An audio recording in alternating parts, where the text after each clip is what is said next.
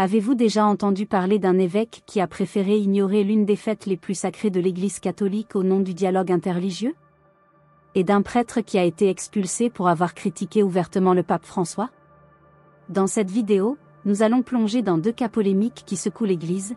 D'un côté, un évêque accusé de manquer de respect envers la Vierge Marie, de l'autre, un prêtre qui a tout perdu en tentant de défendre la tradition.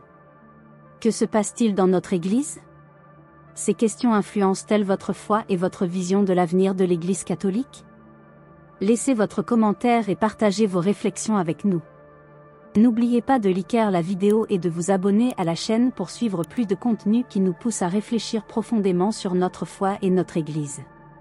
Partagez cette vidéo avec vos amis et votre famille pour que nous puissions, ensemble, discuter et réfléchir sur la direction que prend l'Église en ces temps si difficiles.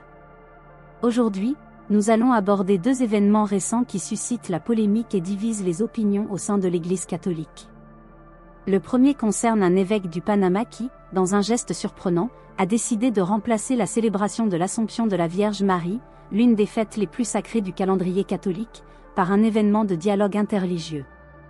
Pour de nombreux fidèles, cette décision est un manque de respect envers les traditions millénaires de l'Église et soulève de sérieuses questions quant à la mesure dans laquelle la synodalité et l'ouverture au dialogue peuvent compromettre notre foi. Le second cas est encore plus intrigant. Un prêtre, connu pour sa défense fervente de la doctrine traditionnelle, a été expulsé de l'Opus Dei et a vu ses facultés sacerdotales suspendues pour avoir critiqué ouvertement le pape François. Ce prêtre n'a pas hésité à critiquer ce qu'il perçoit comme des dérives dangereuses dans les pratiques et les enseignements de l'Église sous le pontificat actuel. Ces deux cas, mis côte à côte, révèlent une tension croissante au sein de l'Église entre la nécessité de se moderniser et le devoir de préserver ses traditions. Quel est l'impact de ces décisions sur la foi et l'unité des fidèles? Jusqu'où l'Église doit-elle s'adapter au monde moderne? Ce sont ces questions que nous allons explorer en profondeur dans cette vidéo. Restez avec nous et, à la fin, partagez votre opinion dans les commentaires, elle est très importante pour nous. Au cœur de la polémique qui a secoué la communauté catholique au Panama, nous trouvons la décision surprenante, et pour beaucoup choquante, d'un évêque local. Au lieu de célébrer la solennité traditionnelle de l'Assomption de la Vierge Marie le 15 août, il a opté pour promouvoir un événement interreligieux, appelé « Après-midi des Temples ». La solennité de l'Assomption est l'un des rares jours saints d'obligation du calendrier catholique, un moment où les fidèles sont appelés à réfléchir sur l'élévation de Marie au ciel, un dogme central de la foi catholique.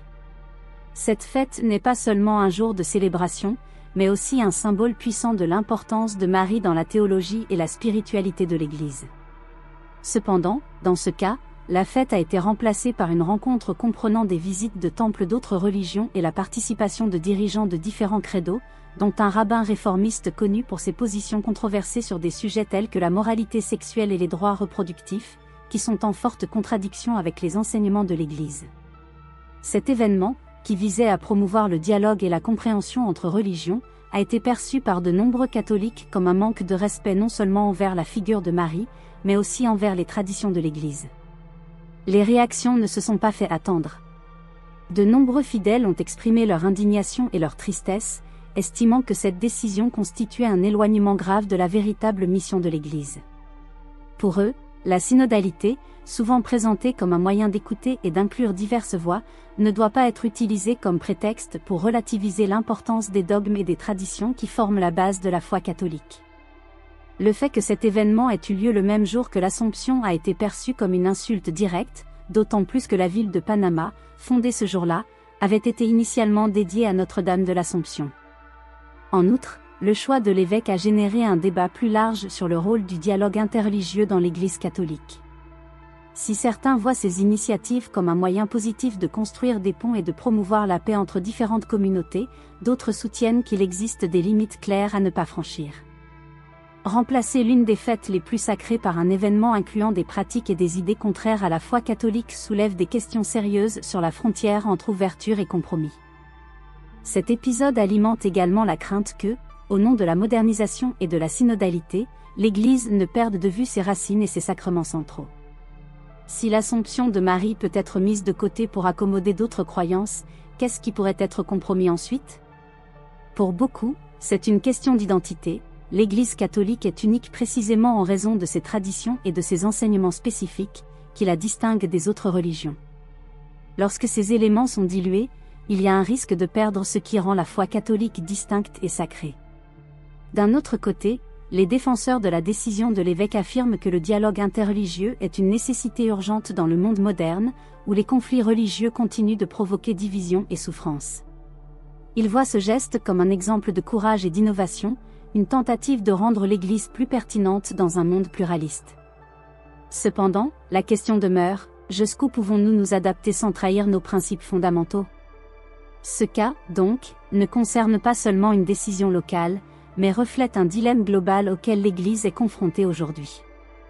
Comment équilibrer la nécessité de dialoguer et de s'adapter à un monde en perpétuelle évolution avec la responsabilité de préserver la foi et les traditions qui définissent l'identité catholique ? C'est un débat loin d'être terminé et qui continuera à provoquer des discussions animées entre les fidèles et les dirigeants de l'Église. Le cas du Père Jésus-Marie Anciou est un exemple frappant des tensions internes au sein de l'Église catholique sous le pontificat du pape François. Ce prêtre, connu pour sa défense ferme de la doctrine traditionnelle, a été expulsé de l'Opus Dei et a vu ses facultés sacerdotales suspendues après avoir critiqué ouvertement le pape. Ces critiques portaient sur des sujets cruciaux tels que l'administration des sacrements, la moralité sexuelle et l'écuménisme. Anciou soutient que les changements promus par le pape et ses collaborateurs, comme le cardinal Victor Manuel Fernandez, dévient dangereusement des enseignements traditionnels de l'Église. L'expulsion du prêtre a suscité une vague de soutien parmi ceux qui partagent ses préoccupations, mais a également mis en lumière la difficulté de critiquer la direction papale sans subir de graves conséquences. Ce cas soulève des questions sur la liberté d'expression au sein de l'Église et la possibilité d'un dialogue honnête sur l'avenir de la foi catholique. Jusqu'où va le droit de critiquer les décisions papales au nom de la préservation de la tradition ? À mesure que nous réfléchissons à ces deux cas, il devient clair que l'Église catholique se trouve à un moment de grande tension entre le désir de modernisation et la nécessité de préserver ses traditions millénaires. D'un côté, nous voyons un évêque qui, au nom du dialogue interreligieux, prend des décisions que beaucoup considèrent comme un manque de respect envers les bases de la foi. De l'autre, un prêtre qui paie un lourd tribut pour avoir défendu la tradition et remis en question la direction actuelle de l'Église. Ces deux cas soulèvent une question cruciale. Jusqu'où l'Église doit-elle aller pour s'adapter au monde moderne sans sacrifier son identité ? Maintenant, nous voulons entendre votre opinion. Que pensez-vous de ces questions ? Croyez-vous que l'Église s'éloigne de ses principes fondamentaux ou que ces changements sont nécessaires pour rester pertinente ?